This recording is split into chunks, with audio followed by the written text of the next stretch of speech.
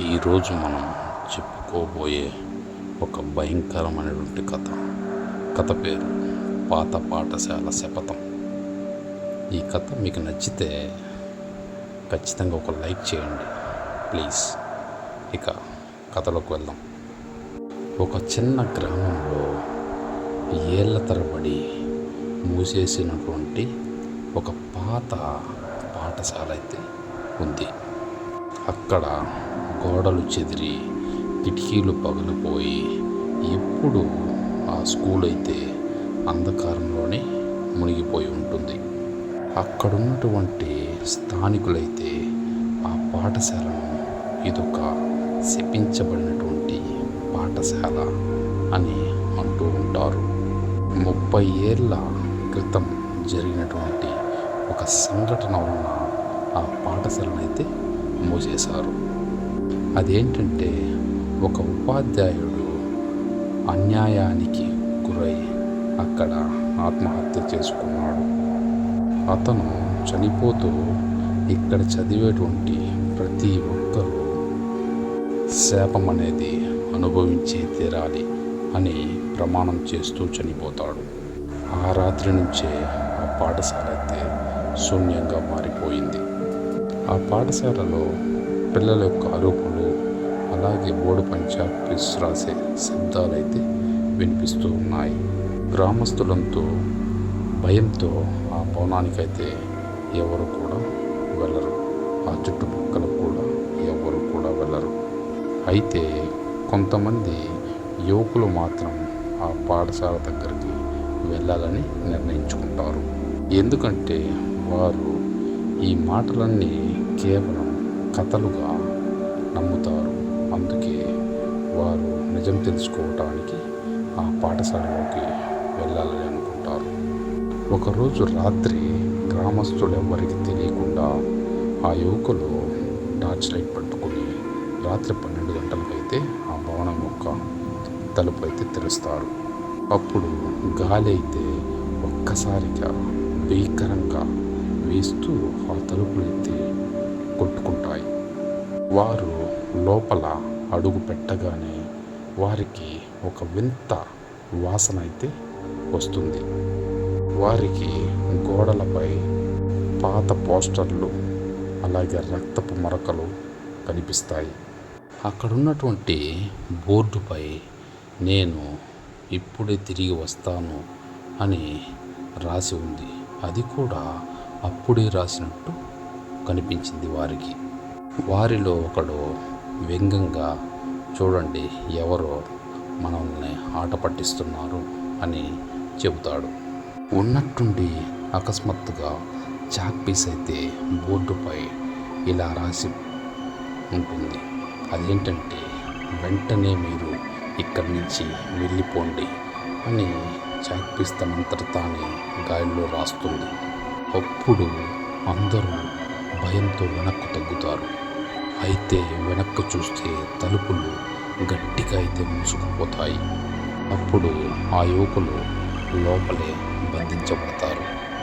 అక్కడ గోడకున్నటువంటి గడియారం మోగిన ప్రతిసారి ఒక వింత శబ్దం అయితే వినిపిస్తూ ఉంటుంది. పాత డెస్కులపై అక్కడ ఎవరో కూర్చున్నట్లు ఆ కుర్చీలైతే కదులుతూ ఉన్నాయి. మగుల నవ్వులు, అలాగే పిల్లల అరుపులు వినిపిస్తూ ఉన్నాయి. వారికి ఉన్నట్టుండి ఒక్కసారిగా ఒక ఆత్మ అయితే కనబడుతుంది. అదే అక్కడ చనిపోయినటువంటి ఆ ఉపాధ్యాయుడి యొక్క రూపం. అతని యొక్క రూపం తాడుచ్చినట్టులో విపరీతంగా ఉంటుంది. అతని యొక్క కళ్ళల్లో అయితే రక్తం నిండి ఉంటుంది. అతను వారి వంక చూస్తూ గట్టిగా, నా ప్రమాణాన్ని ఎవరు ఛేదిస్తారు అని అరుస్తాడు. యువకులు అతన్ని చూస్తూ భయంతో నోటి మాట రాకుండా మౌనంగా ఉండిపోతారు. అందులో ఒకరైతే భయంతో బైబిల్ని చదవటానికి ప్రయత్నిస్తూ ఉంటాడు. అయితే ఆ పుస్తకం అప్పుడే మంటల్లో కాలిపోతుంది. మరొకరు తలుపు తెరవటానికైతే గట్టిగా ప్రయత్నిస్తూ ఉంటాడు. అయితే ఆ తలుపు ఒక్కసారిగా రక్తంగా మారిపోతుంది. నేలపై పాత హోంవర్క్ పుస్తకాలు కదులుతూ రక్తంతో అయితే నిండిపోతూ ఉంటుంది. ఒక యువకుడు మాత్రం కేకలు పెడుతూ బయటకైతే పరుగులు పెడతాడు. అక్కడున్నటువంటి కిటికీ తలుపులు చీలి అతని యొక్క శరీరంలో గుచ్చుకొని పోతాయి. పారిపోతున్నటువంటి అతడు ఆ కిటికీ చెక్క అతని ఒంట్లో దిగడగానే అతడు అక్కడికక్కడే కింద పడిపోతాడు. మిగతా వారందరూ అది చూసి ఒక మూలనైతే చేరుతారు. ఆ ఉపాధ్యాయుని యొక్క ఆత్మ అయితే మెల్లగా వారి దగ్గరకైతే వస్తుంది. అతని వెనక పిల్లల భూతాలైతే వస్తూ ఉంటాయి. వారు ఇలా పాడుతారు, మాస్టారు తిరిగి వచ్చారు అని. అయితే అప్పుడే ఆ ఆత్మ ఒక్కసారిగా భయంకరంగా రూపం దాలుస్తుంది. ఆ భవనం మొత్తం కదిలిపోతుంది. పైకప్పు విరిగిపోతుంది. రక్తపు వర్షమైతే కురుస్తుంది. అప్పుడే ఒక్కొక్కరుగా యువకులైతే కనిపించకుండా పోతారు. మిగిలిన వారంతా దయ కోసం ఆ ఆత్మని వేడుకుంటారు. అప్పుడు ఆ ఆత్మ నా శపథం ఇంకా ముగియనలేదు అని గట్టిగా అరిచి అక్కడున్నటువంటి గోడలలో కలిసిపోతుంది. ఆ మరుసటి రోజు ఉదయం పాఠశాల తలుపులు అవంతటా అవే తెరుచుకుంటాయి. గ్రామస్తులంతా అక్కడికి వచ్చి చూస్తారు. ఆ స్కూల్ భవనం మధ్యలో పిల్లల యొక్క పుస్తకాలైతే రక్తంతో నిండిపోయి ఉంటాయి. వారిలో ఎవ్వరు కూడా బయటకు రారు. గ్రామస్తులంతా మళ్ళీ షాకు గురవుతారు. మళ్ళీ ఆ పాఠశాలను పూర్తిగా మూసివేస్తారు. ఈసారి అక్కడ ఎవ్వరూ అడుగు పెట్టరని ప్రమాణం అయితే చేస్తారు ఆ గ్రామస్తులు. అయినా కూడా కొందరికి రాత్రిపూట పుస్తకాలు తిప్పేటువంటి సౌండ్ అయితే వారికి వినబడుతుందట. చాక్ మళ్ళీ బోర్డు పైన అయితే ఇలా రాస్తుందట, నేను మళ్ళీ తిరిగి వస్తాను అనే మాట.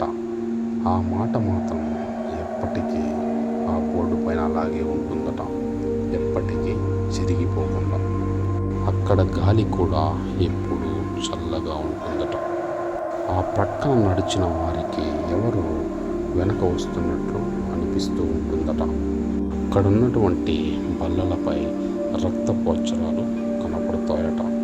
అక్కడున్నటువంటి గోడలపై పిల్లల యొక్క ఆకృతులు కనిపిస్తూ ఉంటాయి. అక్కడి నుంచి కిటికీలో ఎప్పుడు బయటకు ఒక నీడైతే చూస్తూ ఉన్నట్లు కనిపిస్తూ ఉంటుందట. అప్పుడే ఆ గ్రామంలోకి ప్రభుత్వం వారు వచ్చి ఆ స్కూల్ భవనం దగ్గరికి ఎవ్వరూ వెళ్ళకూడదని హెచ్చరికలు జారీ చేస్తారట. అయితే కొంతమంది సాహసం చేయాలని మళ్ళీ ప్రయత్నిస్తారు. అయితే వారు వెళ్ళినా కూడా మళ్ళీ తిరిగి రాలేదట. అది శాపగ్రస్త స్థలంగా ప్రసిద్ధి చెందింది. రాత్రిపూట అక్కడ కుక్కలు కూడా మురగవట. గాలి ఊపిరాడనవ్వదు. ఆ భవనం యొక్క పైభాగంలో ఉపాధ్యాయుడి యొక్క నీడనేది ఇప్పుడు కనిపిస్తూ ఉందట. అక్కడ అతను పుస్తకం పట్టుకుని తిరుగుతూ ఉంటాడట. అప్పుడప్పుడు ఆ భవనం నుంచి విద్యార్థుల యొక్క కేకలైతే వినపడుతూ ఉంటాయట ఆ గ్రామస్తులకి. మాకు క్లాసులు కావాలి అని ఆ పిల్లల భూతాలైతే అరుస్తూ ఉంటాయట. గ్రామం మొత్తం ఆ శబ్దం విని వణికిపోతాయట. ఆ చుట్టుపక్కల పంటలు కూడా పండించరట ఆ భయంతో. అక్కడికి పక్షులు కూడా వెళ్ళవు. అక్కడ చుట్టుపక్కల అడుగు పెట్టిన వారు కూడా భయంతో జ్వరం వచ్చి మరణిస్తారట. అక్కడ ఎవరో ఒకరు ఆ యొక్క శపథాన్ని పోగొట్టడానికి యాగమైతే చేస్తారట. కానీ ఆ యాగమండలం ఒక్కసారిగా ఆ మంటల్లో అయితే కాలిపోతుందట. గ్రామ పూజారి అక్కడికి వెళ్ళి రక్తంతో కప్పబడి కనిపిస్తారు.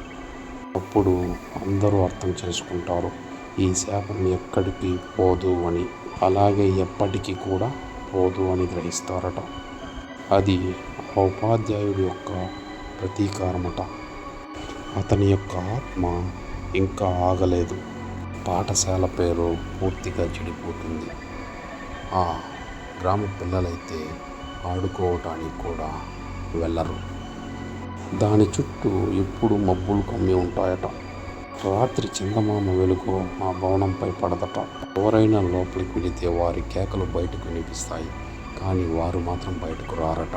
ఆ పాతబడిన స్కూలు ఇప్పటికీ మూతబడి దానిని చూసిన ప్రతి వారి గుండెల్లో వణికి పుట్టిస్తూనే ఉంది. ఇది కథ. ఈ కథ మీకు నచ్చినట్లయితే మన ఛానల్ని సబ్స్క్రైబ్ చేసి అలాగే మన వీడియోకి ఒక లైక్ చేయండి.